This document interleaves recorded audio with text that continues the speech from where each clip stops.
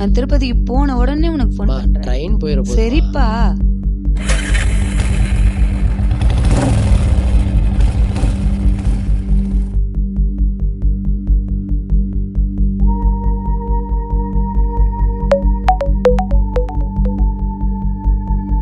Hello. டேய் மச்சான், நான் சங்கர் பேசுறேன்டா. சொல்லு சங்கர். டேய் மச்சான், சூப்பர் ஃபிகர் கூட இருக்கறடா. என்னது ஃபிகரா? டேய் மச்சான், ஃபோனை கட் பண்ணு. நான் போட்டோ அனுப்பியிருக்கேன், அத பாரு. எது கட் பண்றதா?